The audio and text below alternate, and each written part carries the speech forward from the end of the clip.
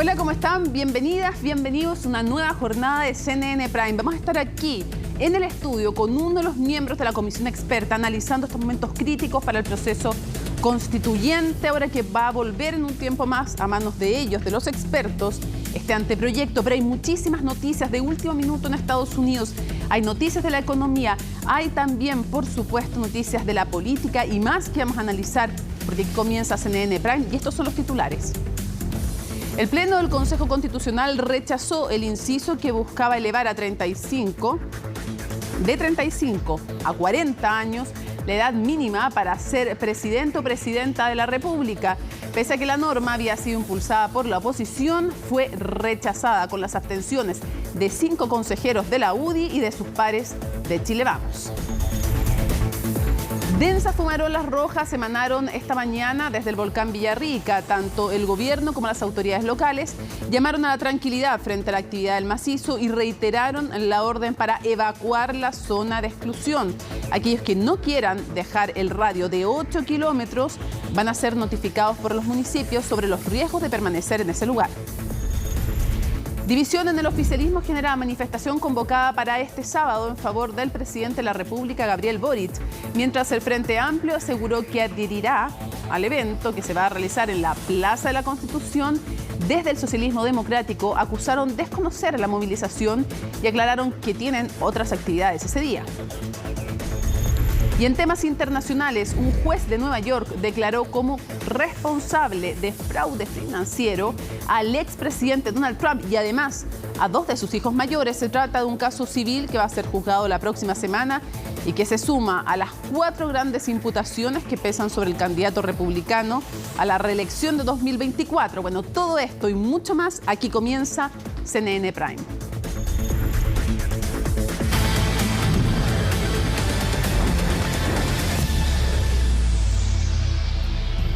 Las autoridades continúan los trabajos de evacuación por el aumento de la actividad del volcán Villarrica, mientras se mantiene la alerta técnica naranja decretada para la zona. Vamos a tomar contacto con Valentina Nieto para conocer los últimos detalles, cuál es el ambiente, cuál es la sensación de quienes viven en la zona. ¿Cómo estás? Buenas noches. Hola Mónica, muy buenas noches. Estamos acá en la zona de exclusión que se ha determinado 8 kilómetros a la redonda del volcán Villarrica. Tú lo decías, las autoridades continúan también con los distintos monitoreos, los operativos. Esto en el marco de lo que es el seguimiento de la actividad del volcán Villarrica, que durante esta jornada se mostró un tanto más activo. Lo vimos durante la mañana, mostró una intensa fumarola negra a eso de las 7 de la mañana aproximadamente. Ya más tarde, a eso de las 3 aproximadamente también, dicen los vecinos, se sintieron también algunos movimientos acá en el radio de los 8 kilómetros a la redonda de este macizo, y parte de lo que señalan las autoridades es que se mantiene este llamado a evacuar este perímetro, entendiendo que ante una alerta naranja que se mantiene por lo demás por parte de Cernagiomín, el peligro es inminente, puede cambiar en cualquier minuto. Hay probabilidades de que pueda disminuir, como también que pueda aumentar entonces la actividad de este volcán. Y parte de lo que se señaló en el COGRID que se realizó durante esta tarde acá en la comuna de Pucón, en donde estuvieron varias autoridades, estuvo el delegado presidencial de la región de la Araucanía, también el gobernador, algunas autoridades técnicas, el alcalde de Pucón, revisando el último balance del Cernagiomín, es que se señaló que de este perímetro de exclusión ya hay un 66% de las familias evacuadas. Aún continúa entonces un porcentaje importante aquí que permanece y que tú decías, van a ser notificados, o ya están siendo más bien notificados por parte de las autoridades. El municipio de Pucón se ha encargado de llegar hasta acá para catastrar cuántas familias efectivamente se están manteniendo en esta zona, también entendiendo que han tenido también sus motivos. Señalan que no quieren dejar, por ejemplo, a sus animales solos en caso de que haya algún tipo de erupción volcánica. Nos comentaban incluso que se han organizado también entre ellos, han establecido una vía de evacuación en caso de que sea necesario y que el volcán Villarrica entonces erupcione. Escuchemos parte de lo que señalaba el delegado presidencial de la región de la Araucanía, también otras autoridades durante esta tarde, luego del COGRID acá en Pucón. Escuchemos. Se han trasladado ya el 66%, es decir, 61 pacientes de Pucón se han ido trasladando a la red, digamos, ya sea del hospital de Villarrica, otros hospitales de la red del Servicio de Salud de la Araucanía, y también de Villarrica algunos pacientes postrados también se han ido trasladando con el objeto de establecer no solamente que el hospital de Villarrica quede como un hospital de trauma en el caso de la emergencia, sino también que el hospital de Pucón quede como un hospital solamente funcionando la urgencia. Sí, de aquí hasta el lunes estaban suspendidas las clases de este minuto. Nosotros teníamos un universo de 27 familias que había que evacuar, notificadas. Hoy día ya el 60% de esas familias ya evacuaron. ¿Cuántos son? Saquemos la cuenta, si usted sabe de matemática usted, 27%, 27 familias, 6%, son 15 familias. Entonces, ¿qué es lo que pasa? Es que vamos avanzando y mañana tenemos la gran posibilidad que vamos a evacuar otro gran porcentaje, porque la granja educativa que hay ahí con animales, ya el delegado presidencial dispuso que el SAC pusiera transporte y el lugar ya los dueños lo tienen señalado, así que se va a mejorar muchísimo más la situación de los evacuados. Claro, y escuchábamos entonces parte de lo que comentaban entonces las autoridades acá luego del COGRID. Se han tomado una serie de medidas. Recordemos, Mónica, que se había establecido en primera instancia la suspensión de clases en Pucón y también en Villarrica durante estos días hasta mañana, hasta el día miércoles. Bueno, acá en Pucón decidieron extender esa suspensión al menos unos días más hasta el próximo lunes, entendiendo que aún se mantiene esta alerta naranja. Además, se han tomado otras medidas importantes como lo es el traslado de los pacientes más críticos desde el hospital de Pucón. Parte de lo que señalaban las autoridades es que se busca dejar este hospital solamente para atención de urgencias. En total son 61 pacientes los que han sido trasladados. En Villarrica también se han trasladado otros pacientes a distintos establecimientos de salud de la red acá en la región de la Araucanía. Nosotros, como te comentaba, estuvimos hablando también con algunos de los vecinos acá en lo que se ha denominado la zona de exclusión. Nos contaban también cómo vivieron esta intensidad que tuvo el volcán Villarrica. Nos decían esto, que en la mañana estuvo bastante intensa la actividad, el movimiento, se sentían también algunos ruidos, despertaron con esa fumarola negra bien intensa y ya se calmó, ya más entrada hacia la mañana, 10, 11, 12 de la mañana, de la tarde también, y ya luego a las 3 aproximadamente comenzó a tener esta actividad en donde nos decían temblaban de vez en cuando los vidrios, por ejemplo, se sentía un movimiento leve. Habían algunos que decían están acostumbrados a sentir ese tipo de cosas, llevan mucho tiempo acá, por lo tanto no se preocuparon tanto, pero sí estaban alertas. Otros llevan menos tiempo y decían que ante ese movimiento estaban pensando incluso cómo definir de aquí a mañana si es que van a quedarse o no. Así que ahí también se están tomando las distintas medidas desde los vecinos, entendiendo que el volcán Villarrica durante esta jornada, a pesar de que estuvo tapado por las nubes durante casi todo el día, igual se sintió bastante intensa su actividad. Escuchemos parte de lo que señalaban los vecinos a propósito de esto.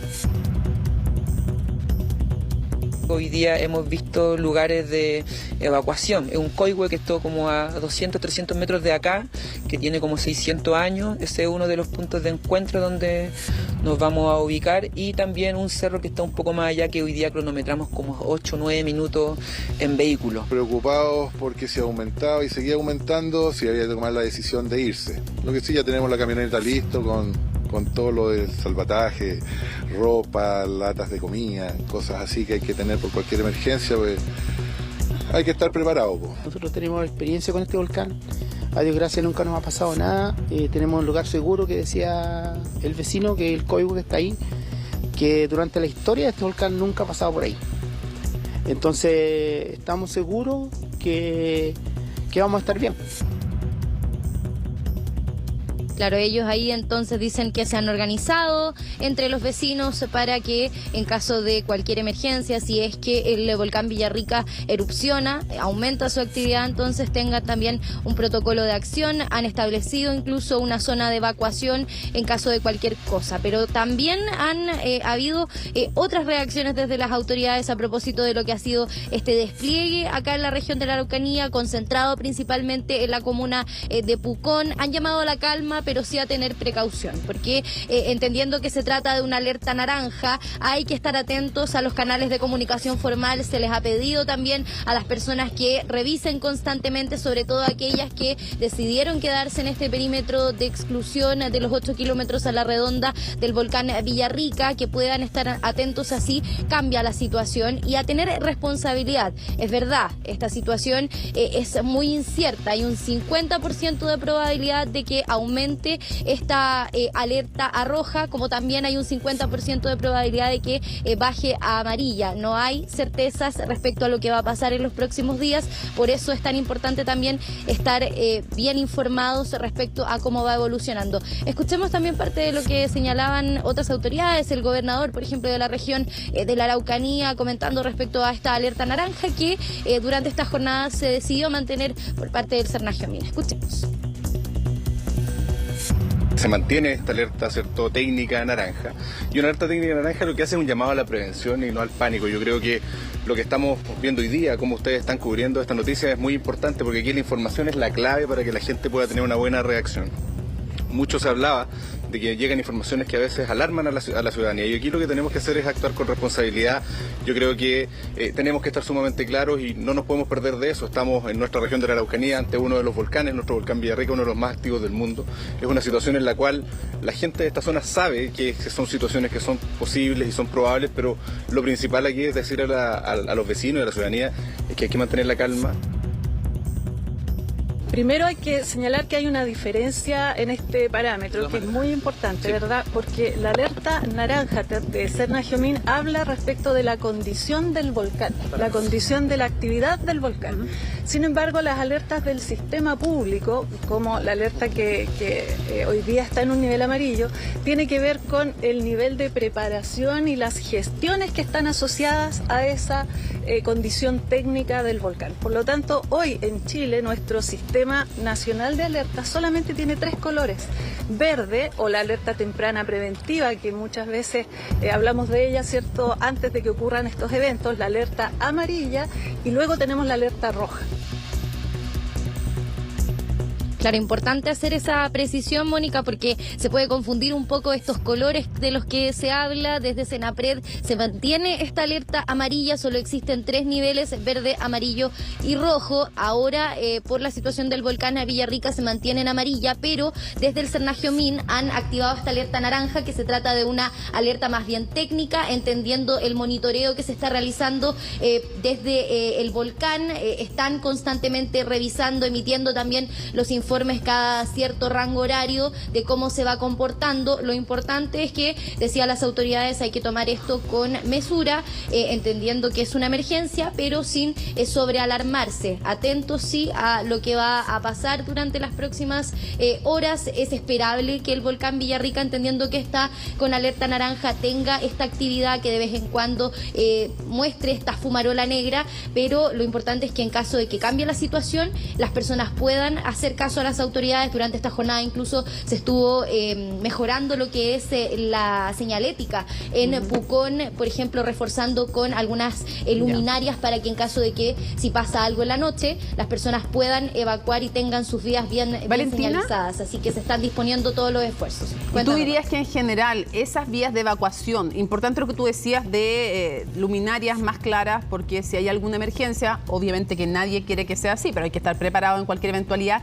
Tú dirías 2 cosas. Uno, que hay suficiente información en la señalética, en las calles, ahí en Pucón, por ejemplo, porque, claro, están también las otras zonas, evidentemente, pero ya que tú puedes ver ahí en terreno, si aparte de la luminaria, la señalética es clara. Y lo otro, La sensación ambiente es que ya van de alguna manera bajando la guardia a los ciudadanos o que siguen todavía atentos sabiendo que la información es cada 24 horas, como lo establece la normativa propia de una alerta naranja que obliga a una información cada 24 horas de la autoridad.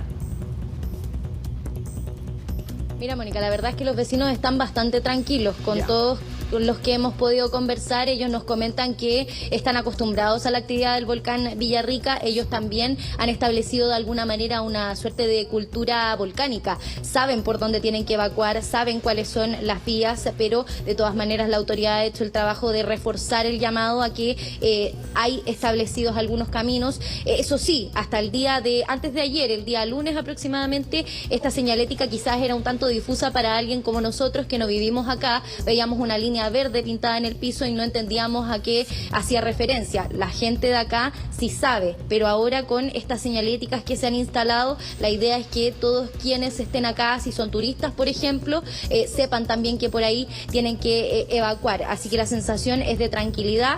Muchos de ellos incluso decían no tenían ningún bolso preparado. La idea es que si lo tengan en caso de cualquier cosa, así también lo han dicho las autoridades, pero hay que estar atentos, eso es, poder mantenerse informado durante las próximas horas respecto a cómo va evolucionando entonces, Mónica, también el volcán Villarrica. Valentina, muchísimas gracias a ti y a tu equipo por ese excelente trabajo. Que estés muy bien. Buenas noches. Buenas noches, Mónica, que estés bien. Bueno, y mientras el gobierno mantiene diálogos con los partidos para modificar la ley de usurpaciones y respecto todo del tema del veto, que tiene como plazo máximo, de hecho, el viernes, la coordinadora Arauco Malleco hizo un llamado a movilizarse y defender, fíjense, lo usurpado, comilla, hasta tomar las armas si fuera necesario.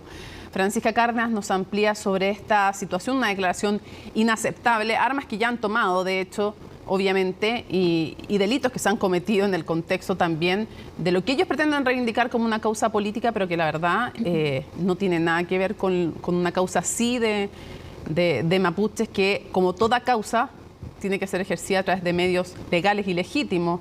¿Cómo estás? Buenas noches.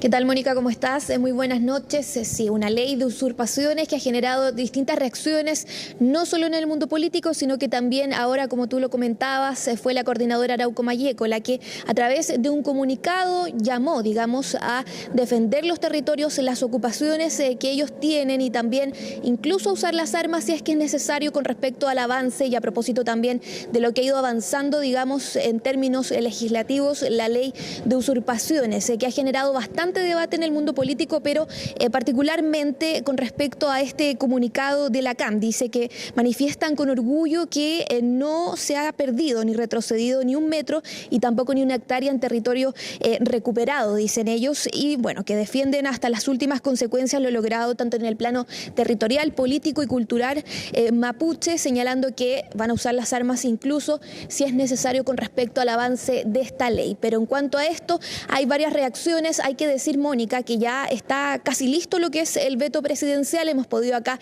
conversar con distintos parlamentarios y es que ha estado toda la semana, digamos, todos estos últimos días, la ministra del Interior, el ministro también Álvaro Elizalde, viendo con las distintas bancadas y particularmente con la oposición con respecto a cómo va a quedar este veto presidencial. Recordemos que la ley de usurpaciones fue aprobada el 30 de agosto y desde ahí que la Moneda, digamos, comenzó este trabajo de conversar en distintas mesas con los parlamentarios y particularmente de la oposición para poder modificar ciertas cosas que a ellos les parecen que generaría, digamos, una ley de la selva, un enfrentamiento armado entre las personas y que finalmente van a tomar la justicia por sus propias manos, dicen algunos, ya han dicho algunas autoridades. Así que ya estaría casi listo este veto. De hecho, tiene hasta el viernes nomás el Palacio de la Moneda, el gobierno, para poder presentarlo, ingresarlo a través de la Cámara de Origen del Senado y bueno, ahí vamos a tener que ver qué cosas se van a eliminar y cuáles se van a modificar. Pero con respecto a la CAM, escuchemos también parte de las declaraciones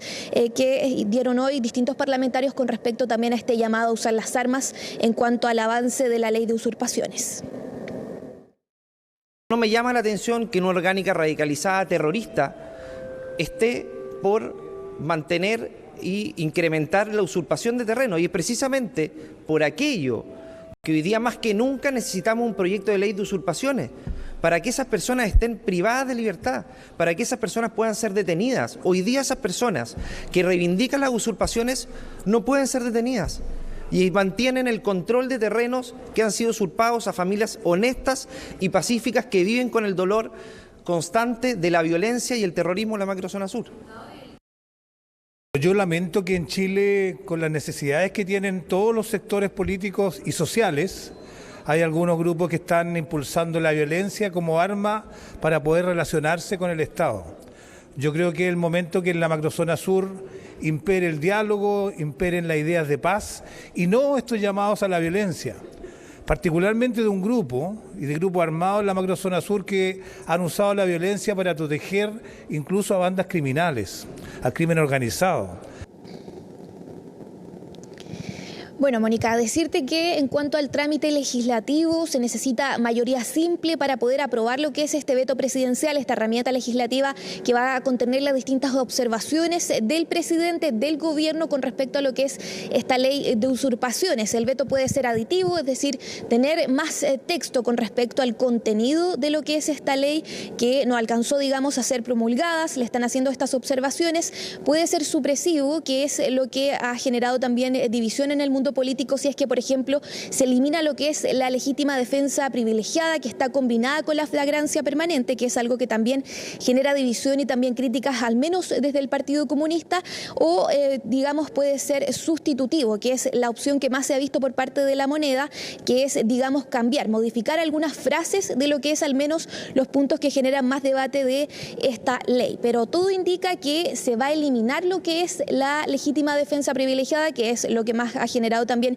críticas, al menos desde Apruebo Dignidad, y bueno, es parte también del debate que se ha dado entre las bancadas. Ayer la ministra estuvo acá, hoy día también estuvo con los distintos parlamentarios, no solamente de la oposición, sino que también del oficialismo, para poder ver de qué manera se va a poder sacar adelante, digamos, esta ley que ya fue aprobada, y además porque se le preguntaba también a la ministra que podría no haber ley si es que no llega a resultar, digamos, en la Cámara de Origen o después en la Cámara de Diputados, porque primero se vota en el Senado y después en la Cámara Baja, y es ahí donde corre el riesgo de quedar, digamos, de tener un freno hasta quedar en pausa, digamos, y ahí se podría entrampar la discusión. Así que escuchemos parte también de las otras declaraciones de los distintos parlamentarios con respecto también a lo que es la discusión del contenido de la ley de usurpaciones.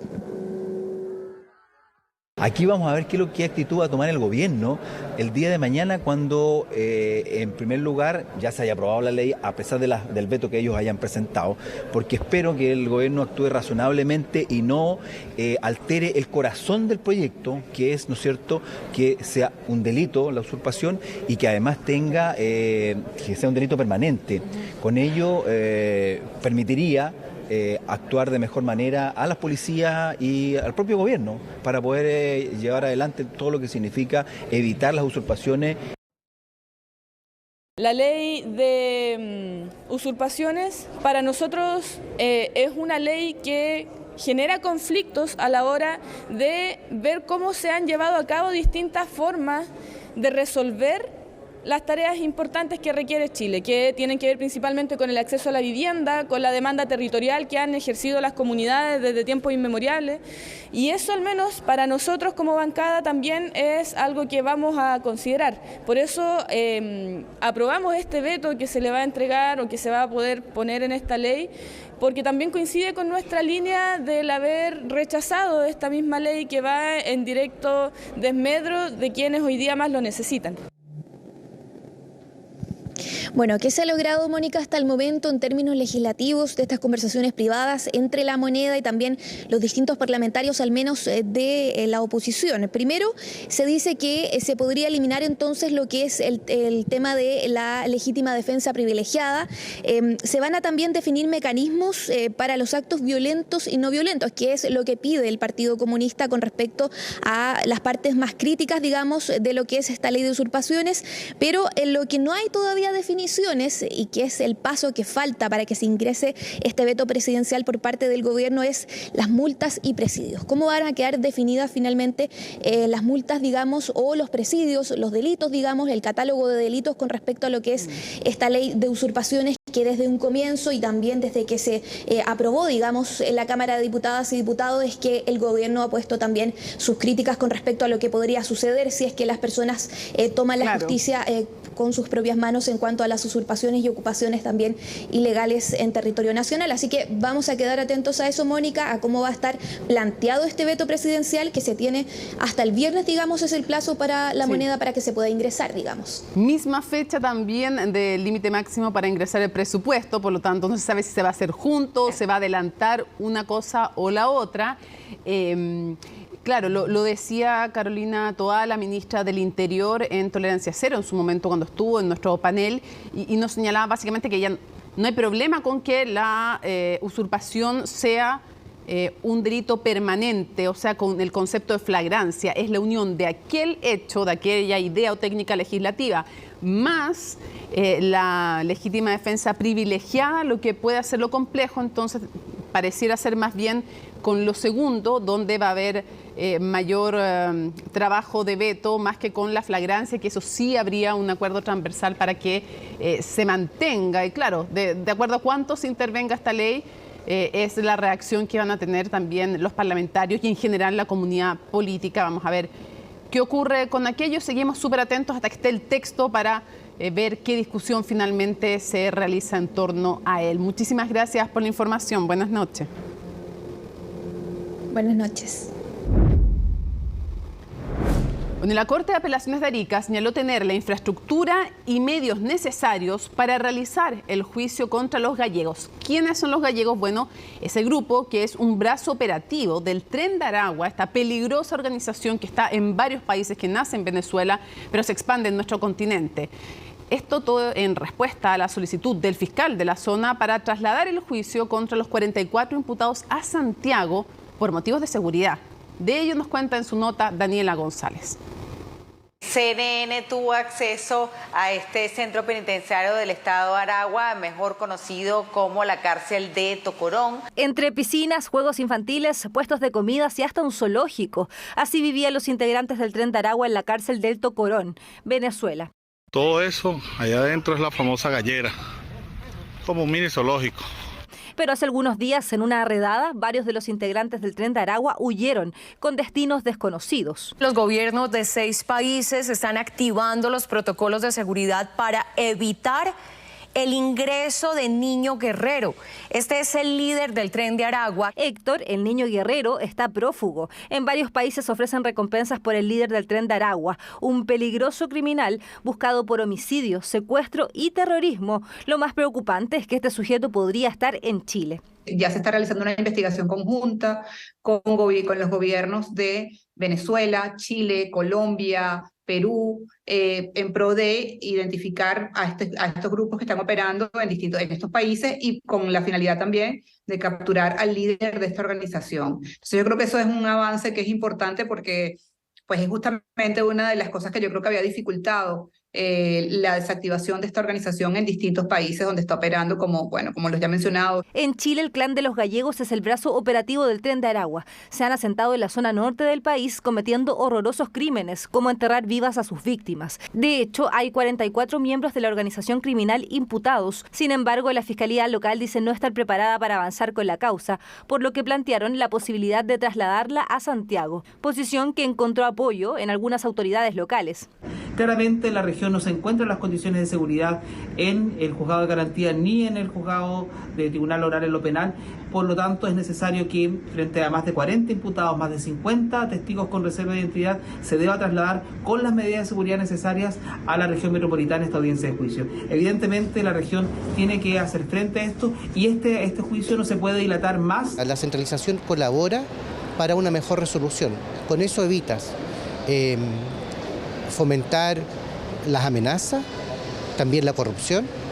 Con eso mejoras la calidad de la persecución y la calidad también de la resolución de los asuntos, sacándolos de la esfera de localías más pequeñas donde efectivamente pueden los testigos y los que intervienen ser objeto de amenaza.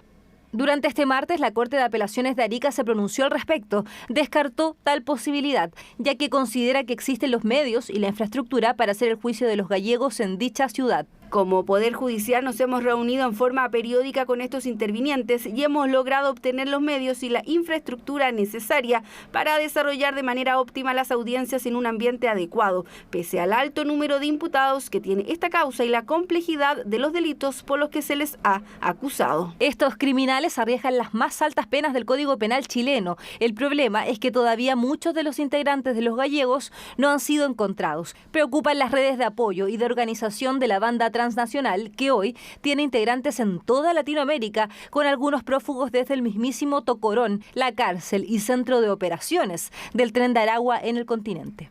También hemos coordinado con los gobiernos de Colombia, Ecuador, Perú y Chile para que la operación de búsqueda, persecución y captura contra estos criminales sea internacional. Y sabemos que va a salir también bien. Mientras el mundo busca a los prófugos de Aragua, acá en Chile prontamente se vivirá el decisivo juicio contra peligrosos criminales y aunque existían dudas, el juicio contra los gallegos, por ahora, sería en Arica.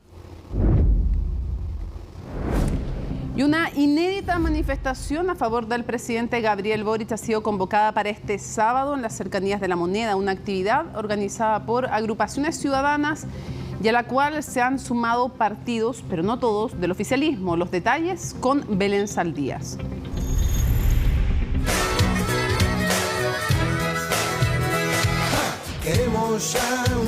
Este es uno de los videos promocionales con los que se ha dado a conocer una inédita actividad que se realizará en apoyo al gobierno y al presidente de la República, Gabriel Boric, una convocatoria realizada por agrupaciones de la sociedad civil. La idea nace desde un grupo de ciudadanos común y corrientes sin militancias. Se han ido uniendo partidos políticos, pero nosotros no hemos invitado a ningún partido político. Es para toda la gente que se siente identificado y que quiere apoyar con mucha fuerza a este gobierno. Por un Chile más justo es parte del mensaje que esperan entregar en esta particular instancia, citada para este sábado a las 10 de la mañana en la Plaza de la Constitución y a la cual poco a poco se han sumado partidos del oficialismo. Es muy valorable, que creo que es muy importante también en un momento en que tenemos que discutir grandes reformas que espera nuestro país, como la reforma de pensiones. Tienen un rol los partidos oficialistas porque es una convocatoria que tiene como fin dar apoyo al gobierno, especialmente al presidente Gabriel Boric, a lo que se ha hecho hasta ahora, los logros que hemos tenido. Sin embargo, este rol de los partidos oficialistas a los que se hace alusión podría jugar en contra del mensaje inicial que se espera entregar con la convocatoria ciudadana. La clave en este tipo de manifestaciones es la espontaneidad, ¿no? La autenticidad de que realmente sea ciudadana y no sea un acarreo político de los partidos del oficialismo. Porque si termina siendo algo organizado estructuralmente desde el gobierno o estructurado desde los partidos del gobierno, obviamente que pierde esa autenticidad que le da valor. De todas formas, los que más han mostrado su apoyo a esta actividad han sido quienes conforman Apruebo Dignidad. Socialismo Democrático se ha mantenido al margen. Una convocatoria que yo desconozco el origen y no me siento habilitada para llamar a concurrir porque no somos nosotros quienes estamos organizando. Yo desconozco quiénes son los organizadores. Desde la oposición cuestionaron el fin de esta actividad y el rol que podría tomar el presidente, tal y como lo ha hecho en otras manifestaciones que se han desarrollado en torno a La Moneda. Yo espero que el presidente se comporte a la altura de su cargo de jefe de Estado y no como un líder de un movimiento estudiantil. Es más de campaña política que de un presidente en ejercicio, ¿no? En Chile somos más sobrios para los apoyos, pero sí es algo que se ve mucho en la Argentina de los Kirchner, en el Brasil de los Lula. Son cosas que se ven, como el autobombo, le diría yo. Y es que precisamente este tipo de apoyos convocados por la ciudadanía a favor del gobierno no es algo común que ocurra en Chile, aunque sí se da en otros países de la región, como Argentina o Brasil. Desde el retorno a la democracia no habíamos visto expresiones de movilización de los adeptos del gobierno para apoyar la gestión del gobernante, ¿no? Es algo que Cristina Kirchner usa recurrentemente en Argentina como una manera de demostrar de que ella le habla directamente al pueblo y no a la política, no al resto de la sociedad. Pretenden establecer una relación directa con la ciudadanía. No creo que eso sea la intención de este caso, ¿no? sino yo creo que vamos por la línea de la cercanía. Además, se debe considerar que esa misma jornada el Team Patriota tiene citado una marcha contra Boric desde la Plaza de la Aviación hacia La Moneda. Desde la agrupación a favor del presidente aseguraron que su actividad cuenta con los permisos correspondientes, por lo que deberían haber medidas de seguridad. Bueno, vamos al tema constituyente. El Consejo Constitucional aprobó bajar los escaños de la Cámara de Diputados de los actuales 155 a 138. Esa es la propuesta. Y además se rechazó la paridad de salida, que era además por 2 elecciones, ¿no? Bueno, expertos critican esta última decisión considerando que la representación de mujeres en el Congreso está bien lejos del 50%. Los detalles con Macarena Román. Pedir que se hagan algunas aclaraciones para votar hoy con la mayor seriedad y contando con todos los antecedentes. Así, el oficialismo insistía en conocer los argumentos de la oposición para reducir los escaños en la Cámara de Diputados de 155 a 138, porque entre los republicanos y Chile Vamos desde hace días había poca claridad. Déjeme decirle que si la pregunta es por qué 138 y no 137 o 139, no tengo respuesta. Tampoco hubo respuesta del modelo, el cálculo, las consideraciones que se tuvieron para aprobar el inciso que reduce el número de diputados y fija que el CERVEL establezca la demarcación de distritos. Originalmente el Partido Republicano había propuesto 132 diputados para la Cámara. Y esto, fruto de algunas conversaciones, llegó al número de 138. Conversaciones que generan dudas en el oficialismo. Algunos abren la posibilidad de que se haya tomado la decisión con calculadora en mano. Lo que me preocupa es que se esté haciendo una constitución sacando el pequeño cálculo político para poder buscar esa ganancia chica, rasca, que tanto mal le hace a la política. Y por eso yo más bien llamaría a la derecha en su conjunto a tener sensatez en esto y a entender que no puede llevarse el Congreso para la casa. Un Congreso que no goza de popularidad en la opinión pública, por eso entre los ciudadanos se comparte la medida. Que está bien, porque ganan mucha plata, así que mientras menos haya, creo que se justifican los recursos. O sea, por un tema de organización y opiniones, mientras menos gente es más fácil ponerse de acuerdo, entonces considero que igual podría ser una buena forma de como llegar a acuerdos más fácilmente. Porque creo que Chile no está apto ni los recursos están como para seguir solventando los gastos que realizan este tipo de personajes. Aunque según analistas, lo relevante no es la reducción de escaños, sino los mecanismos por los que se llega al Congreso. Si no hubiera la posibilidad de pactar, tendrían que concurrir a formar grandes partidos. Pero no se han atrevido porque, me imagino, hay partidos que no quieren, pero la verdadera solución a la fragmentación es prohibir los pactos electorales. El Consejo también estableció que serán máximo 6 diputados por distrito y mínimo 2, medidas que para algunos podrían jugar en contra de la representatividad. La cantidad de asientos que disminuya, obviamente, aumenta la desproporción y por lo tanto afecta sin duda la relación entre representantes y representados. Una representación que se podría ver afectada con esta propuesta de constitución es la paridad. La idea era que ningún género tenga más del 60% de representación en las elecciones de diputados y senadores. Todo Chile Vamos estaba de acuerdo con la medida, pero con la abstención de republicanos la idea se cayó. A mí me parece que lo que habían configurado los expertos de una medida que tenía una limitación a 2 elecciones y no de un 50-50, sino que de un 60-40 era correcto. Así que yo espero que esa postura pueda volver a conversarse en la instancia de los expertos.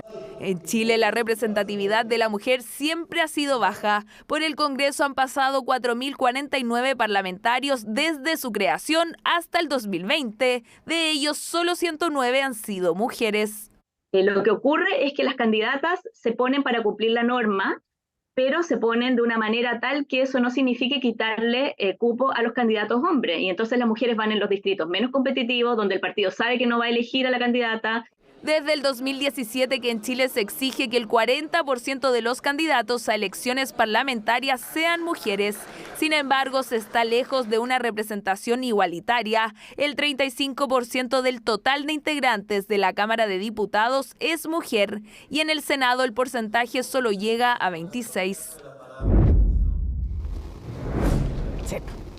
O sea, ahí estamos, pero no podemos quedar esperando como no sé, unos 100 años y ahí en una de esas con el tiempo vamos a llegar a ser el mismo número, ¿no? Total, cosa, esperar 100 y tantos años, dice el Banco, el Fondo Monetario Internacional y el Banco Mundial, por ejemplo, si no hacemos nada respecto de igualdad económica, otra de las desigualdades existentes. En fin, el Pleno del Consejo Constitucional rechazó la norma que aumentaba la edad mínima para ser presidente o presidenta de la República, mientras siguen las votaciones de gobierno y administración del Estado, tema del cual nos va a contar Alicia Contreras. Alicia, buenas noches. Hola, muy buenas noches. Nuevo día de votaciones en el Pleno del Consejo Constitucional. Los consejeros comenzaron votando el capítulo 5 del texto constitucional, Gobierno y Administración del Estado, y una de las votaciones más esperadas era la que tenía relación con la edad mínima para postular a la presidencia de la República. La Comisión de Sistema Político decidió aumentar la edad de 35 a 40 años para ser presidente de la República. Se esperaba que pasara lo mismo hoy día en el Pleno del Consejo. Sin embargo, ese artículo fue rechazado porque la bancada de la UDI se abstuvo y también los consejeros de RN, Germán Becker, y la consejera de Opoli, Gloria Hood, también se abstuvieron. De esta forma, las derechas no lograron los 30 votos necesarios para aprobar este artículo y quedó entonces lo que dice el anteproyecto, que la edad mínima es de 35 años para postular a la presidencia. Le preguntamos a los republicanos qué les parecía este desmarque de la UDI, dijeron que no les sorprendía, pero que sí se enteraron pocos minutos antes de la votación. Desde el oficialismo dijeron que este artículo, aumentar a 40 años la edad mínima del presidente, estaba teledirigido al presidente Gabriel Boric. De todas formas, esa norma se rechazó. Escuchemos lo que dijeron los consejeros respecto de este rechazo a este artículo. La verdad que este no es un tema de principio, lo conversamos y finalmente resolvimos votar de la forma que votamos. Porque, bueno, así está la norma actual. Creemos que 35 años al final es una edad en la cual las personas están plenamente habilitadas para cualquier actividad y, por supuesto, para ser presidente de la República. Aquí lo más importante es que es la ciudadanía finalmente la que toma la determinación y la que elige. Para muchos ciudadanos de Chile la experiencia reciente del actual presidente los hará pensar probablemente más de una vez cuando tengan que tomar de nuevo decisiones respecto del cargo de presidente de la República. No fue una sorpresa, aunque reconozco que la noticia la conocí bastante cerca de que comenzaran las votaciones, pero no me molesta porque habiendo muy buenas razones para que el presidente pueda estar en ejercicio cumpliendo los 40 años de edad, por lo que significa o lo que pueden significar esos 5 años más de experiencia de vida. Entre los 35 y los 40 ciertamente hay un margen de discrecionalidad que permite una multiplicidad de opinión y creo que es lo que se ha dado hoy día. Pero yo no estoy preocupado, no veo en la votación de hoy día un desmarque, no veo un cambio en la trayectoria que ha llevado la UDI, sino, insisto, la confirmación de que este es un proceso que no está en manos de ninguna bancada en particular. Yo creo que acá se repite un fenómeno que ha sucedido bastante, que es que en vez de tratar de redactar una constitución con mirada de futuro y que dé soluciones a problemas institucionales, se está tratando de redactar una constitución para hacerse cargo de gustitos que ellos se quieren dar, como dice, relación con esta disposición que estaba teledirigida al presidente Boric, y por lo mismo me alegro que no se haya aprobado. Y en medio de estas votaciones acá en el Pleno del Consejo Constitucional, ayer se reunió la presidenta del Partido Socialista, la senadora Paulina Bodanovich, con el presidente de la UDI, el senador Javier Macaya, y el nuevo presidente de RN, Rodrigo Galilea. Se reunieron para hablar respecto del Consejo Constitucional, respecto del proceso constitucional. Hoy día le preguntamos a la senadora Paulina Bodanovich, dijo que hicieron un diagnóstico respecto de este proceso, porque lo que buscan es que este proceso sea exitoso. Ya no hablan de un plan B, se habló en algún momento de presentar el anteproyecto como una reforma constitucional en caso de que este texto no resultara, no fuera aprobado en el plebiscito. Ya dejaron de lado esta idea y a lo que apuntan ahora es a las revisiones que puede hacer y que debe hacer la comisión experta en la siguiente etapa del proceso constitucional. Escuchemos las palabras de la senadora del PS, Paulina Bodanovich, y del senador de la UDI, Javier Macaya. El Partido Socialista, la mesa y la Dirección Nacional hemos estado siempre preocupados de apoyar el trabajo político que han hecho nuestros consejeros y consejeras constitucionales. Y como estamos en una fase bastante definitiva y definitoria del contenido de la nueva Constitución, nos parece importante venir a conversar. Lo que estamos viendo hoy día es que la derecha es una, que está unida en un texto que no representa a la mayoría de los chilenos, y eso nos preocupa porque las posibilidades en consecuencia de que este texto prospere y sea aprobado son cada vez menores. Se olvidan de que el fracaso de esta nueva oportunidad va a ser el fracaso de todo el sistema político. Hay una responsabilidad, por cierto, mayor de fuerzas mayoritarias, pero también hay una responsabilidad muy significante de quienes impulsaron este proceso, y en eso el gobierno, quienes somos los actores políticos quizás tradicionales, y las respuestas la gente las va a empezar a buscar fuera de este edificio y fuera de la política tradicional si no somos capaces de darnos cuenta del desafío que tenemos. Yo por eso la invitación de buena fe que le hago a todas las fuerzas políticas, y en base a eso fue la conversación que tuvimos ayer con Paulina Bodanovich, es revisar el texto, cuáles son las preocupaciones. Me parece que es importante que siga esa conversación con la mejor disposición, buena fe. Es importante señalar que la comisión experta recibe el texto que emana acá del Consejo el próximo 7 de octubre, le puede hacer observaciones al texto, tiene 5 días para esto, puede modificar, suprimir o agregar artículos a este texto por un quórum de 3/5 de la comisión experta, es decir, tiene que haber ahí un acuerdo entre Chile Vamos y la izquierda para proponer cambios al texto constitucional, pero de todas formas el Consejo siempre tiene la última palabra, es el Consejo el que vota estas observaciones, así que por ese lado siempre el Consejo tiene la última palabra. Mañana el Consejo acá sigue las votaciones, votarán los nuevos capítulos de Defensa Nacional y de Seguridad Pública, así que estaremos atentos a lo que ocurra esta semana en el Pleno del Consejo Constitucional. Le agradecemos a Alicia Contreras toda la información y seguimos en este tema. Tenemos harto que profundizar y para eso estamos con el comisionado experto de Renovación Nacional, Jaime Arancibia. Muchísimas gracias por acompañarnos. Encantado, Mónica. Buenas noches. A ver, en este momento ¿está pesimista u optimista? ¿Se puede salvar aún este proceso que en las encuestas, mayoritariamente, si fuera votado ahora, la gente en las encuestas al menos dice que votaría en contra? ¿Está pesimista o optimista? ¿O preocupado? ¿Cómo? No, por contextura soy una persona optimista, así que yo sigo optimista en el proceso, y además porque cualquiera sea el resultado es muy prematuro anunciarlo, todavía queda mucho por discutir, aunque queda poco tiempo, todavía quedan muchas instancias y estoy esperanzado. Ya. Ahora, antes de ir para atrás, vayamos un poquito para adelante. ¿Qué pasaría? ¿Podría no haber plebiscito técnicamente, estoy diciendo?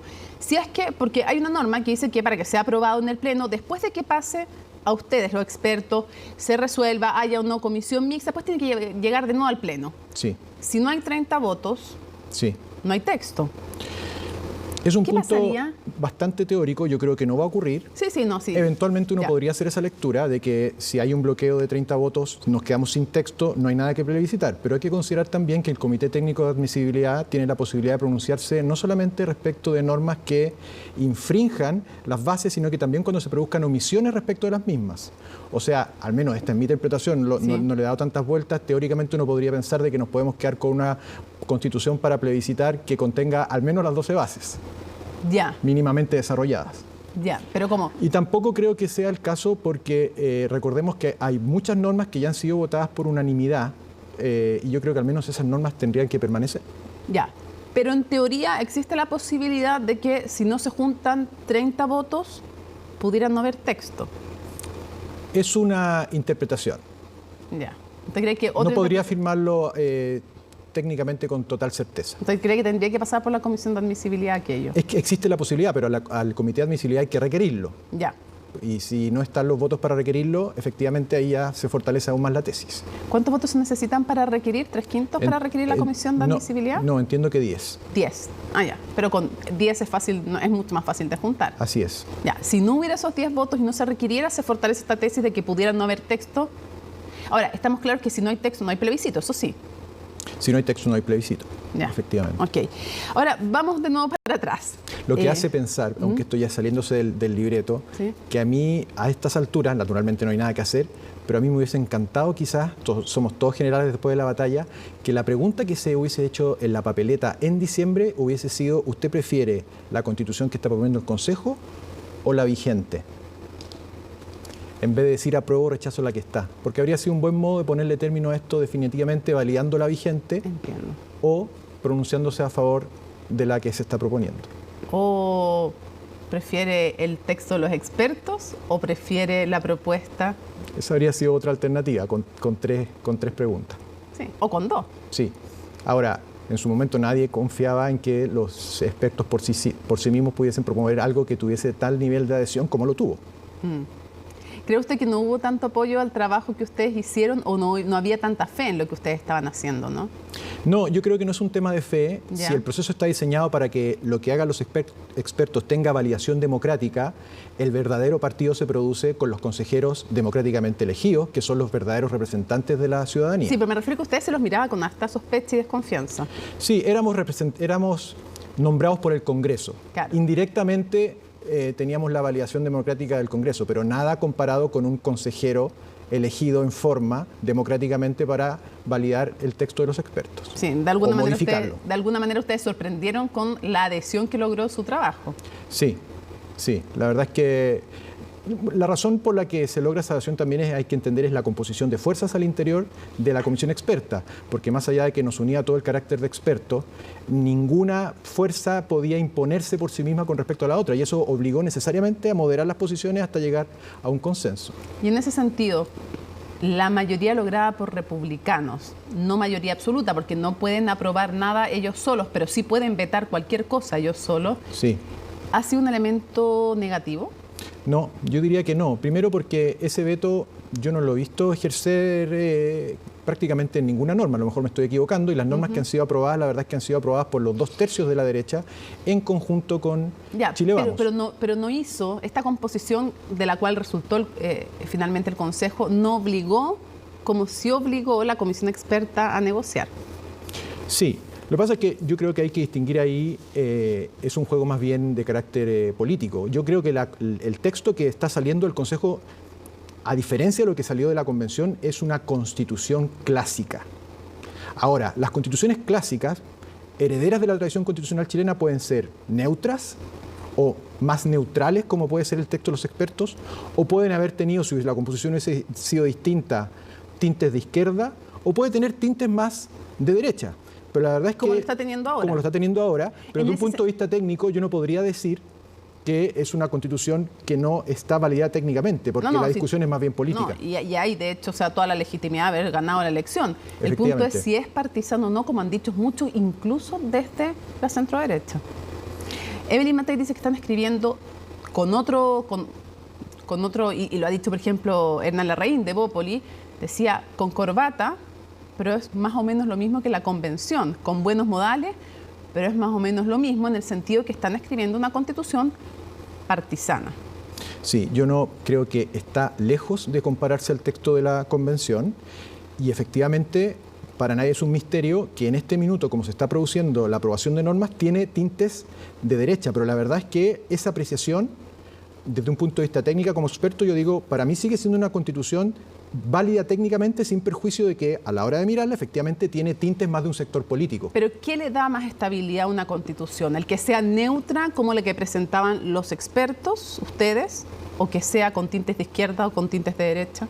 Yo pienso que esa decisión la va a adoptar la ciudadanía en diciembre. Ya. Y por lo tanto los partidos políticos todos tienen que estar muy conscientes de ver cómo se van a organizar en la correlación de fuerzas para ver si el modo como está quedando el texto ahora va a tener esa adhesión. Lo que dice la doctrina es que por regla general las constituciones destinadas a durar son aquellas frutos de un amplio consenso. Ahora, ahí me lo responde usted. Sí, pero lo que pasa es que aquí lo que hay que determinar es el amplio consenso que existe hoy día al interior del Consejo un amplio consenso que representa también a la ciudadanía. Uno que podría decir que por la elección del 7 de mayo sí, pero no sabemos si va a ser el mismo resultado en diciembre y por eso me parece que la discusión es más política que técnica. Ahora puede haber también una sobreinterpretación como hubo en su momento. La convención creía, por lo que habían logrado, la lista del pueblo, también el oficialismo, pensaban que representaban a todo Chile, pero después con la constitución que hicieron, la ciudadanía les dijo no. O sea, uno puede sobreinterpretar también la elección anterior. Sí, con la diferencia yo diría que en el caso de la convención, el texto de la convención se aleja absolutamente de la tradición constitucional chilena, esta no, sin perjuicio que tiene acentos que son más proclives a un sector político. Ya, o sea, con lo que usted me decía, es una constitución técnicamente válida, pero que tiene tintes de derecha. Sí, correcto. Ya, pregunta, ¿qué le pareció este rayado de cancha que hicieron la presidenta de la comisión y también el consejero Silva, ambos de Republicano, que le hicieron en el fondo, porque una vez que terminen ellos de trabajar, esto va a la comisión experta. Sí. Y ellos dijeron que les pidieron que se midieran, ustedes los expertos, que consideraran lo que ellos habían aprobado, de alguna manera les rayaron la cancha. ¿Qué tanto pueden ustedes cambiar el texto si les parece que tiene problema? Nosotros, yo creo que aquí hay que distinguir muy bien los roles. Siempre la moderación es buena y asimismo cuando ellos asumieron, el llamado a los expertos fue yo les pediría prudencia y por lo tanto ahora no podríamos decir le agradezco el consejo que venga de vuelta. Pero nosotros podemos observar todo y no tenemos ningún límite. Pero eso no significa desafiarlos porque en el fondo el proceso está diseñado para que ellos tengan la última palabra. No es así, la penúltima, porque la última la tiene la ciudadanía. Claro. Y por lo tanto nosotros podemos observarlo todo y yo pediría ahí que no dejemos de ser expertos, porque en el fondo el experto lo que tiene que hacer, y ha sido elegido para eso, es validar y corregir técnicamente la propuesta. Usted está preocupado por algunos aspectos hoy día. ¿Qué le preocupa? ¿Qué cosas usted tiene que tener los votos, digamos, para hacer valer su idea? Pero ¿qué cosas le parece que no están quedando bien? No, a ver, quizás la pregunta dirigida a mí es que hay un sinnúmero de detalles pequeños que por acumulación a mí me preocupan, pero que en sí mismos no podrían, no sé, para nadie es un misterio que a mí me preocupa el número de palabras que tiene la Constitución, que ya superó el de la Convención. ¿Y eso por qué se produce? Porque en el fondo, como bajaron los quórum de las leyes, temas que antes eran de ley, ahora están en la Constitución. Claro, porque en el fondo se quieren meter a la Constitución. Se quiere rigidizar. Claro, se quieren rigidizar a través de aquello. Y después hay un conjunto de tecnicismos que yo creo que no es para, por así decirlo, aburrir a la audiencia que yo lo he ido haciendo ver. ¿Usted le parece bien que se haya eliminado la paridad transitoria y de salida que ustedes habían acordado? Esa es una decisión técnicamente, me parece, neutral y que obedece más bien a un criterio político. Podría estar como podría no estar. Si usted me pregunta a mí, yo aprobé la norma que fue aprobada por la Comisión de Expertos porque me parecía que era una norma que tenía una cierta transitoriedad, no era perpetua, implicaba que si se cumplía el resultado antes desaparecía y era no solamente beneficiosa para las mujeres, sino que también para los hombres en el caso de que el resultado fuera distinto. Ahora, ¿el que no esté significa que la Constitución es menos válida técnicamente? No, es una opción política, que podría o podría no estar. Ya. Otra pregunta, con este cambio ustedes no habían puesto nada de la protección de la vida de el que está por nacer. Habían puesto una cosa más neutra, la protección de la vida. Sí. Ustedes los expertos me refiero. Y aquí se ha cambiado el fraseo de la Constitución, de la ley protege de la vida del que está por nacer, por la ley protege la vida de quién está por nacer. Sí. Su interpretación es que esto declara inconstitucional la ley de aborto en 3 causales. ¿Podría abrir la interpretación a decir, la verdad es que ya no es constitucional? La verdad es que es una interpretación posible, pero no es la única. Pero es una interpretación posible. Yo creo que sí. O sea, podría abrirse ese debate. Podría abrirse ese debate. Y declara... Y legítimamente abrirse. Entiendo. Que es algo que le preocupa a muchos A mí me parece que sería muy pretencioso decir, por ningún motivo esto va a tocar la ley. Es que eso y también es pretencioso decir, por supuesto que la deja. Pero es que Republicanos ha dicho que no abre ese debate. Al parecer hay varios que dicen sí podría abrirlo. Pero el otro sector, la izquierda, digamos, dice, lo abre. Y la verdad es que es un conflicto interpretativo. Hay opiniones distintas, entonces yo creo que no es posible zanjarlo. Es que mi pregunta es para entender eso. El hecho de que se cambie la palabra, ¿sí podría abrir algo? Lo que pasa es que a nivel de conflicto interpretativo, esa discusión yo creo que se abre incluso con el actual artículo 1, inciso primero. Y yo lo dije en el Pleno, pero es interpretable. ¿Por qué? Porque resulta que el artículo... ¿Cómo está hoy día? O como está hoy día. Porque podría volver a discutirse. Podemos volver a la discusión de todo ser humano es persona. La verdad es que fue un modo distinto de decir algo que ya dicen los tratados internacionales ratificados por Chile. Sí, persona es todo ser humano. Salgamos de esa discusión. Pero es que hay una diferencia en el tratado que usted menciona, que es la Corte Interamericana, sí. Porque la Corte Interamericana dice eso, pero además dice, un poquito más abajo, la ley en general protege las vías de la concepción. Y al decir en general, todos los constitucionalistas con que he conversado, de izquierda a derecha, dicen, al decir en general, acepta las leyes de aborto. Que hayan o que no hayan. Sí, pueden haber interpretaciones distintas respecto a lo que se lee en general. Está bien. Bien, pero volvamos al inciso primero. ¿Qué es lo que dice? La dignidad de todo ser humano es inviolable. Fíjese que ese artículo, que fue aprobado por la Comisión Experta, a mi juicio avanza en relación con el actual inciso primero de la Constitución. ¿Por qué? Porque el actual inciso primero del artículo 1 dice las personas nacen libres e iguales. Cambia persona por ser humano. ¿Y por qué es tan relevante? Porque el ser humano no ser humano es una realidad biológica comprobable a través de estudios científicos. La categoría de persona admite cierta discusión y por lo tanto cuando ya decimos que la dignidad es inherente al ser humano, uno perfectamente podría decir que existe la inviolabilidad, para terminar la idea, desde el momento de la concepción. Pero naturalmente eso es una interpretación. Ya. Un par de preguntas para ir cerrando. ¿Está mejorando o empeorando el anteproyecto de los expertos? Fíjese que hay normas que han mejorado el proyecto y que a mí me gustan mucho los consejeros, y otras que yo creo que no han quedado tan bien. Usted a estas alturas, si se aprobara como está, ¿usted estaría por votar a favor o en contra? No, sería muy... A ver, a mí me está en el global, me parece que sin perjuicio de que se pueden modificar algunas cosas, yo quisiera decir algo. Es tan costoso para el país mantener la discusión constitucional y las cosas que a lo mejor nos están distanciando en este minuto todavía son corregibles, que yo tiendo a pensar de que el texto que tenemos es un texto que está teniendo ya características para ser aprobado, pero con las correcciones que yo espero se produzcan a continuación, que lo moderen un poco para ser de una amplia aceptabilidad. Ya. Si es que fuera rechazado, sí. ¿Usted cree que se debería abrir un tercer proceso? No, por ningún motivo. No, por ningún motivo ahora. ¿Por qué? Porque yo creo que si ya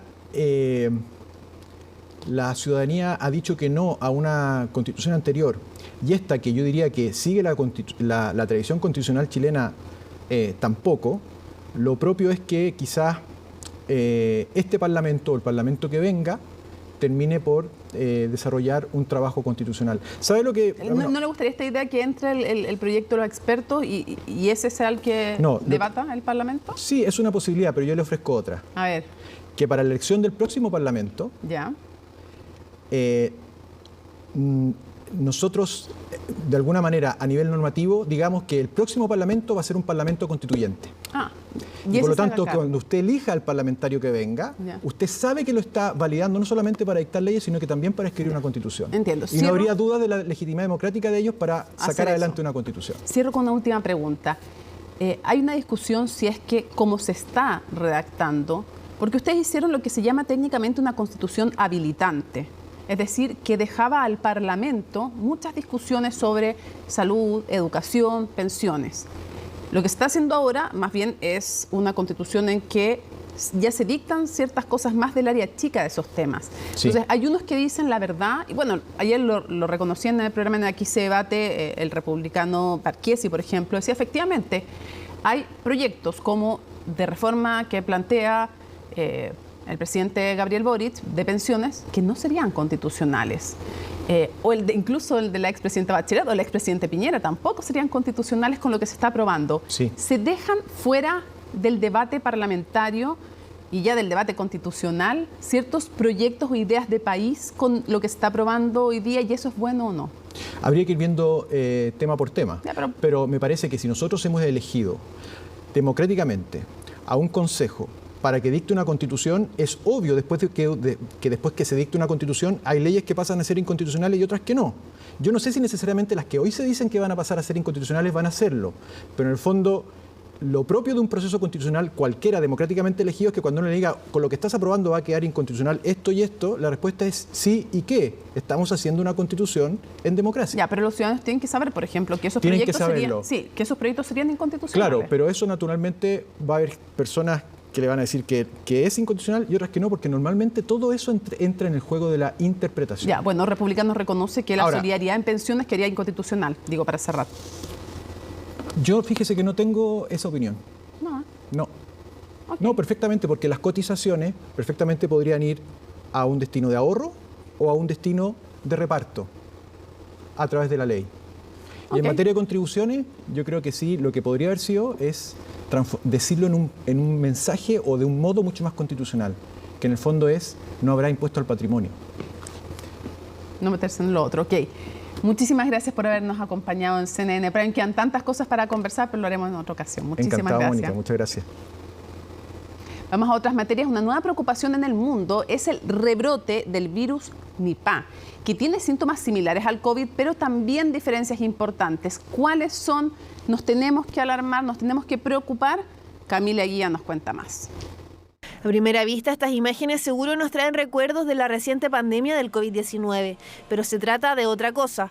Un nuevo brote del letal virus Nipah ha levantado las alarmas en el mundo entero. Se trata de un virus de origen animal que presenta un cuarto brote en la India desde 2018. En los anteriores de 1998 y 1999 se contagiaron 300 personas y murieron más de 100. El virus Nipah es un virus zoonótico, un virus que se da en animales, principalmente en el murciélago, y se ha encontrado también en cerdos. Y ese virus ha demostrado que se puede contagiar al hombre, que se puede transmitir al hombre. Este virus se transmite a través de un vector fondo animal, que es un murciélago que consume frutas, y esas frutas pueden ser contaminadas con saliva o orina del murciélago. Si el humano consume esa fruta, en fondo podría infectarse. También animales que consumen esa fruta podrían infectarse. Y si el humano interactúa con esos animales, como cerdos, por ejemplo, en planteles de producción de cerdo, puede haber contaminación de animal a humano. Además, se puede contagiar directamente entre los humanos. Lo que mantiene las alarmas es la mortalidad de este virus. La institución informó que Nipah tiene una tasa de muerte que varía entre el 40 y el 75% de los casos, y que hasta ahora no existen tratamientos ni tampoco vacunas para enfrentarlo, por lo que solo se utilizan medidas para tratar los síntomas. Tenemos una lista enorme de virus que no tienen vacuna. Este es uno de ellos. De hecho, hay un solo antiviral que está en etapa de experimentación, no es comercial, no está, por lo tanto no tenemos herramientas como vacunas como para poder evitar el contagio. Es por esto que las autoridades de India han realizado pruebas masivas con el fin de detener la propagación del virus mortal Nipah, el cual ya ha provocado la muerte de 2 personas en el estado de Kerala. Más allá de las similitudes, una de las principales diferencias es que Nipah es mucho menos contagioso que el SARS-CoV-2. La ventaja a nuestro favor es que este virus es de poca transmisibilidad entre humanos. Y eso favorece en fondo que todavía no estamos ante un peligro inminente de transmisión, en fondo de expansión mundial significativa. Claro que esto no quita la posibilidad de que el virus mute y se facilite la transmisión. Una de las principales preguntas es qué tan rápido se puede propagar este virus en el mundo. Que tenemos que estar muy alertas a que el virus no salga o que no cruce las fronteras. En este caso, el que salga desde el país donde se comenzó a originar y que comiencen a llegar casos enfermos a Chile. Ese va a ser uno de los primeros aspectos que tenemos que vigilar. Los síntomas son fiebre, dolor de cabeza y problemas respiratorios. Se sabe que el tiempo de incubación es de 4 a 14 días, aunque en algunos casos está llegado a ser de hasta 45. Con el recuerdo fresco de la pandemia del coronavirus, los ojos están puestos en cómo se desarrolla en India. CNN Chile estuvo en la primera mañana de funcionamiento de la anhelada extensión de la línea 3 del metro a Quilicura. Acompañamos a los vecinos y pudimos recorrer y vivir con ellos los cambios en su desplazamiento, que desde ahora van a bajar considerablemente los tiempos de viaje. Además, un ejemplo de cuando las cosas funcionan bien, cuando se entienden como políticas de Estado, las políticas que benefician a los ciudadanos y las ciudadanas. ¿Por qué? Porque lo comienza un gobierno y corta la cinta a otro y no les importa y entienden que tienen que trabajar como los políticos siempre debieran trabajar, ¿no? Bueno, María Luisa Carrión con el informe.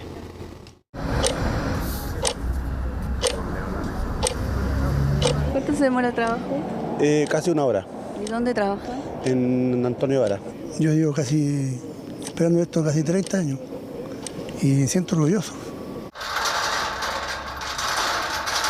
Hasta que por fin se abrieron estas puertas y la veintena de personas que estaba esperando desde antes de las 6 de la mañana pudo subirse por primera vez al metro, iniciando su viaje en la plaza de Quilicura. No, una maravilla. Yo vivo aquí al frente, así que yo me bajo, llego a mi casa, salgo a mi casa, entro al metro. Me quedan unos 40 minutos donde voy a poder tomar desayuno tranquila, no llegar corriendo porque me estaba convirtiendo en una atleta profesional del metro. Tomar desayuno, levantarse un poquito más tarde, en fin, detalles que mejoran la calidad de vida. Me levanto tipo 5 de la mañana para poder llegar a la universidad que queda en República, entonces fascinada más también por el largo trayecto que tenemos que hacer. ¿Qué se despertaron hoy? Hoy día yo me levanté a las 6:30. ¿Una hora y media más? Sí. ¿Está igual? Sí. Un poco más de descanso para ellas porque el trayecto no es poco. Esperanza debe llegar al barrio República a la universidad y Teresa a su trabajo cerca de la plaza de Maipú. Las acompañamos en su primer viaje. ¿No? Alcanzamos, sí. Alcanzamos.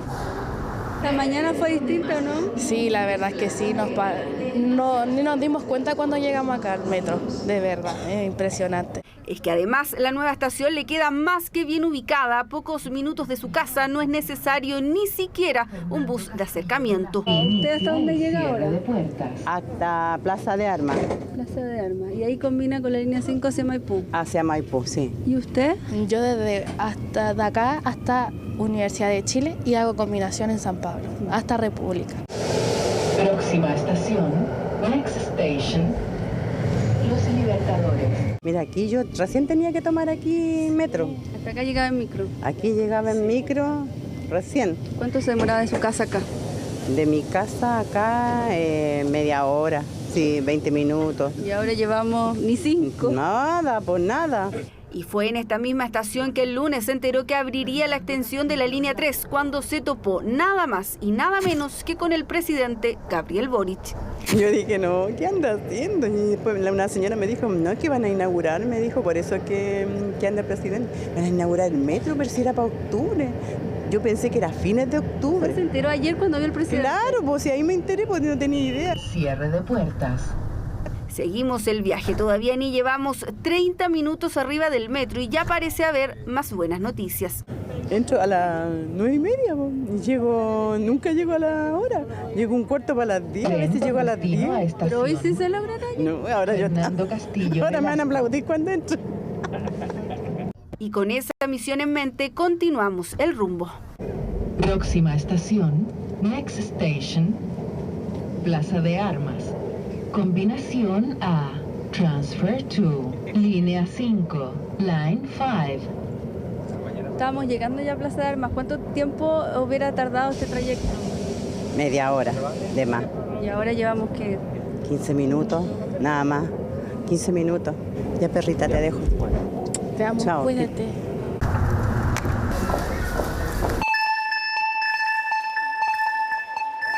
Nos falta otra escalerita más y de ahí hacemos combinación a la plaza de Maipú. Todo una odisea. Todo una odisea, si esto es un trayecto. Pero vamos para llegar temprano al trabajo. Vamos, y no, yo creo que hoy día sí me van a aplaudir en el trabajo, no le digo, voy a entrar y me van a hacer una ola.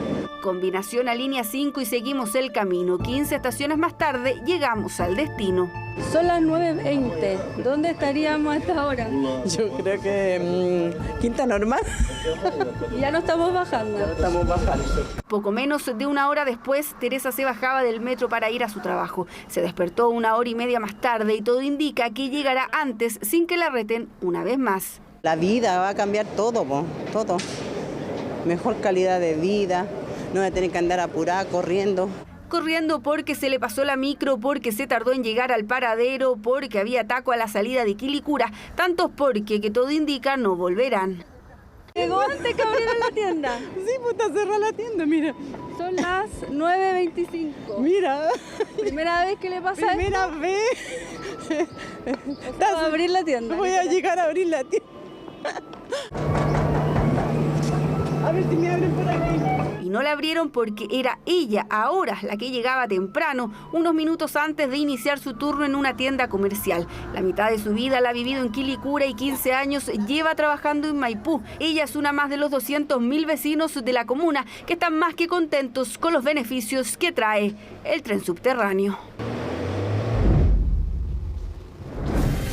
Estamos listos junto a Isel Guerra para revisar todas las informaciones internacionales y una súper importante en Estados Unidos, ¿no? ¿Cómo estás, Mónica? Así es. Mejor que Trump estoy. Exactamente. Vamos a comenzar esta revisión internacional hablando del exmandatario estadounidense Donald Trump y esta decisión que ha adoptado un juez de Nueva York de declarar responsable al exmandatario estadounidense de fraude financiero. Esto a raíz de lo que es acusado en concreto de alguna u otra forma tergiversar repetidamente el valor de su riqueza. En concreto se le acusa de haber inflado el valor de sus bienes, de sus mansiones, incluso aquí de sus campos de golf, y todo esto para obtener mejores condiciones en préstamos bancarios, también para pagar menos impuestos. Es la acusación que pesa contra no solo Donald Trump, sino que también dos de sus hijos, los mayores, así como también miembros de la organización Trump, y con la acusación que aquí realizaba la fiscal de Nueva York, Letitia James, de que esta actividad se realizó por prácticamente una década. Estamos hablando desde 2011 hasta el 2021, y lo que se acusa en concreto es que proporcionó estados financieros falsos durante todos estos años para poder obtener estos beneficios financieros con entidades como bancos, por ejemplo, pero también para reducir sus impuestos. Eso más 4 causas. Exactamente, y causas que por lo demás vamos a empezar a ver ya en los próximos meses cómo se empiezan a desarrollar. Justamente una de ellas va a ser en Nueva York, es el caso concreto respecto de los pagos a Stormy Daniels, y de hecho, Mónica, para el próximo día lunes está previsto que se lleve a cabo el juicio respecto de esta misma causa. Es una causa civil, hay que tenerlo en cuenta de todas formas, pero quedan otros 6 delitos que tienen que ser revisados de todas formas por la justicia en esta causa civil contra el exmandatario estadounidense, sus 2 hijos. Estamos hablando de Eric Trump y así como también Donald Trump Jr. Al igual se suman otros miembros de esta organización, donde aquí se acusa básicamente a Trump de haber inflado, ¿no?, estos registros comerciales e incluso haberse visto beneficiado con, por ejemplo, $150 millones en forma de tasas de intereses favorables. Un detallito. Claro, exactamente. Y todo esto como parte de este reclamo clave que había presentado hace algún tiempo, en septiembre del año pasado, esta fiscal de Nueva York. Sí, ahora es bien brutal porque él siempre se ha jactado incluso de pagar los menos impuestos que puede, usando todas las herramientas. Bueno, yo entiendo, está bien, todos los ciudadanos tienen la posibilidad de pagar y el derecho de pagar la menor cantidad de impuestos dentro de la ley. El punto es que lo hace, la acusación es que lo hace fuera de la ley. Ese es el punto. Exactamente, y estamos hablando de la organización Trump, que ya hace algún tiempo atrás también había tenido que enfrentar a la justicia. En su momento, de hecho, fue condenado a pagar una multa de $1,6 millones justamente por actividades relacionadas a través de esta organización, y en este caso se da cuenta, ¿no?, de esta premisa que había establecido esta fiscal, a quien Donald Trump acusa básicamente una persecución política, reiterando, ¿no?, otra de las acusaciones que hemos escuchado por parte del exmandatario estadounidense, que se trata de una casa de brujas. ¿A dónde nos vamos ahora? Nos vamos a trasladar hasta España con esta primera jornada del debate de investidura que va a continuar el día de mañana. Lo que vimos hoy fueron los discursos de, por ejemplo, Alberto Núñez Feijóo, que es parte, ¿no?, la figura central, ¿no?, de este debate de investidura, con la opción que él planteaba aquí de formar gobierno, aunque claramente sin los resultados y sin las cifras que necesita. Contemos a la gente en sus casas que la investidura en España, como en todo sistema parlamentario, esta es una monarquía parlamentaria. Quiere decir que el jefe de Estado es el monarca, el rey o la reina, dependiendo del caso, y el jefe de gobierno es el presidente, que surge de quien logra, o la colectividad que logra, la mayoría, solo o en conjunto con otras fuerzas. Por lo tanto, en el debate de investidura lo que se trata es intentar proponer un programa y ver si tiene los votos o no, con negociaciones que se han hecho antes, para lograr convertirse en presidente. Si no tiene mayoría... Exacto. ¿Y qué veíamos justamente en este caso? El 23 de julio, el PP, el Partido Popular, lograba esta victoria, incluso con Vox, pero que era insuficiente, ¿no? Claro. Y es básicamente eso lo que vamos seguramente a ver mañana, muy seguramente vamos a ver mañana, porque se requiere de una mayoría absoluta, que son los 176 votos. Actualmente tiene 172. ¿Qué va a ocurrir posteriormente? Van a pasar 48 horas y va a ser el día viernes cuando se lleve a cabo una segunda votación, en esta oportunidad con la premisa de alcanzar una mayoría mayoría simple. Esto quiere decir más síes que no es. Y aquí, de los cálculos que se hacen, al menos hasta ahora, eso también se ve bastante difícil. Todos los detalles de esta jornada y qué podemos esperar el día de mañana lo vamos a revisar en el siguiente informe que preparó Gabriel Palma. El señor Núñez Feijóo, candidato propuesto a la presidencia del Gobierno, tiene la palabra. Gracias, presidenta. Son horas cruciales las que vive la oposición española. Este martes, Alberto Núñez Feijóo tomaba la palabra para iniciar el esperado debate de investidura, aunque la derrota era el elefante en la habitación que ocupaba gran parte del Congreso. Y es que, sin los respaldos de 4 escaños, la investidura de Feijóo es a priori fallida. Tengo a mi alcance los votos para ser presidente del Gobierno, pero no acepto pagar el precio que me piden para serlo. Una victoria con sabor amargo es lo que ha vivido el Partido Popular en los últimos 2 meses. Pese a que la colectividad de derecha logró la primera mayoría en las elecciones del 23 de julio, los cálculos advertían desde hace semanas que los apoyos no eran suficientes. Y es que el PP solo contaría con 172 de 176 votos requeridos para triunfar en la votación de mayoría absoluta. Una lectura compleja que es compartida por la ultraderecha española, quienes también ven cómo el regreso de la derecha al poder se aleja lentamente. Señor Feijóo, cuenta usted con los votos del Grupo Parlamentario Vox.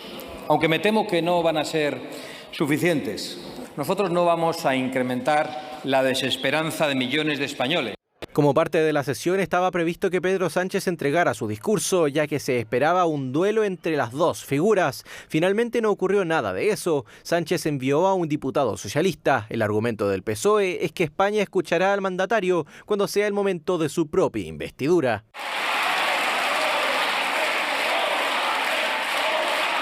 En el oficialismo miran atentamente los acontecimientos que ocurren en el Congreso, y es que el actual presidente en funciones del gobierno español podría optar a la reelección si Feijóo falla en sus aspiraciones luego de la votación del miércoles y eventualmente el viernes. En esta última solo necesitaría obtener una mayoría simple para gobernar, pero el panorama no se ve mucho más auspicioso. La ciudadanía española, toda ella, es muy consciente de que en este país, en este momento, hay 2 opciones. O un gobierno progresista o un gobierno ultraconservador.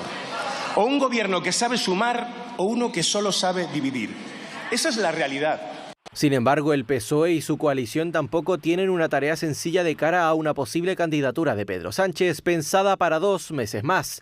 Entre socialistas y Sumar no tienen los respaldos, por lo que sí o sí deberán recurrir a alianzas con los partidos nacionalistas e independentistas, aunque con 2 condiciones principales sobre la mesa: amnistía y referéndum.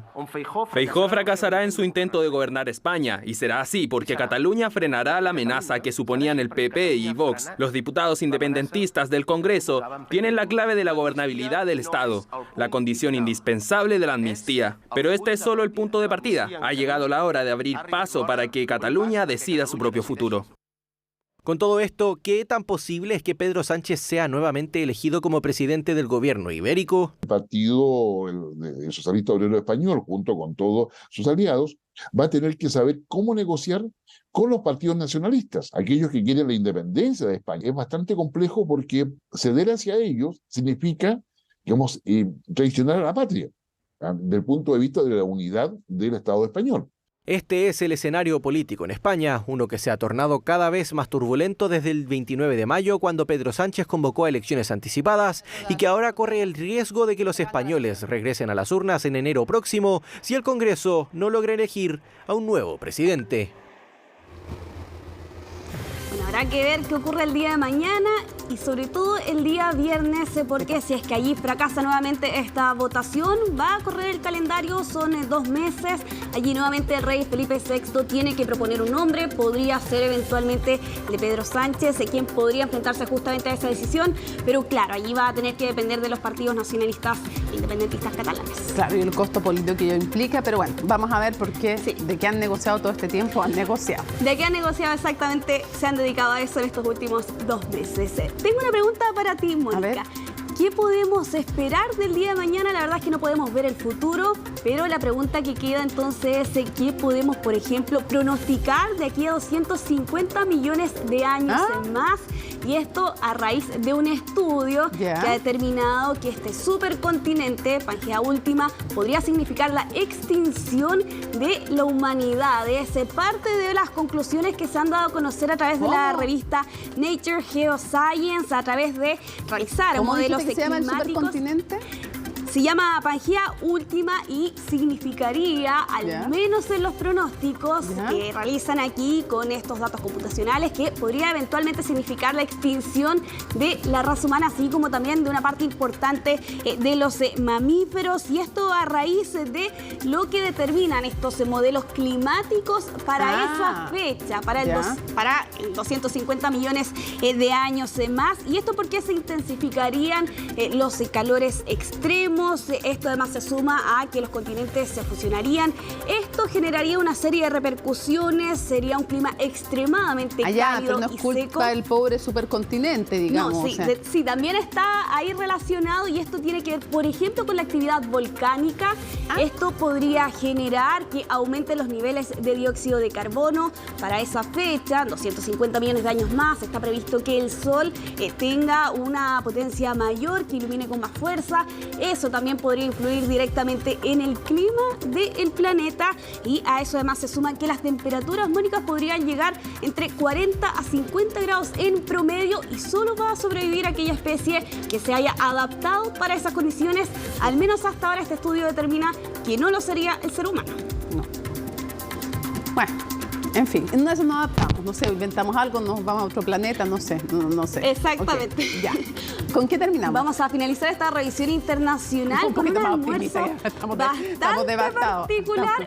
A ver. Es bastante optimista porque aquí no pasó nada, afortunadamente, pero el susto, Mónica, que se llevó esta familia, bastante terrible. Estamos viendo allí a una mujer y un menor que estaban justamente en este parque ubicado en Nuevo León, en México, y con este oso que apareció en medio de este almuerzo familiar y con alguien que justo estaba grabando en ese momento. Vemos cómo este oso comienza a comer la comida, ¿no?, que había dispuesto esta familia, y con 2 minutos, Mónica, estuvieran absolutamente inmóviles para poder hacer frente a esta situación que afortunadamente quedó en eso, en un susto bastante grande para esta familia que estaba justamente en este parque.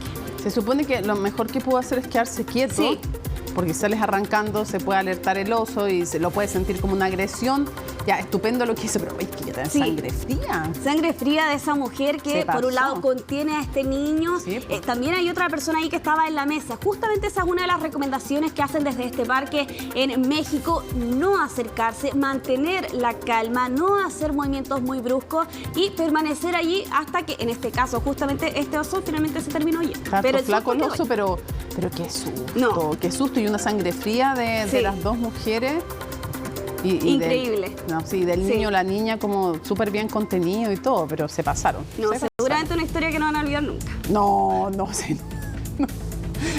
Para maldito oso que más encima se comió toda la comida. Claro, además lo dejaron sin comida y con el susto quizás cuando van a olvidar. Bueno, sin ganas de comer, ya. Muchas gracias, nos vamos a la pausa y volvemos con más. Estás viendo CNN Prime Noticias, solo noticias.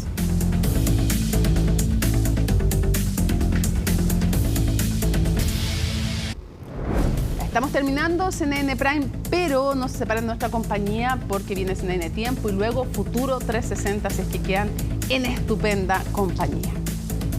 Martes 26 de septiembre, así estuvo nuestro país y el mundo. Somos CNN Chile. Buenas noches.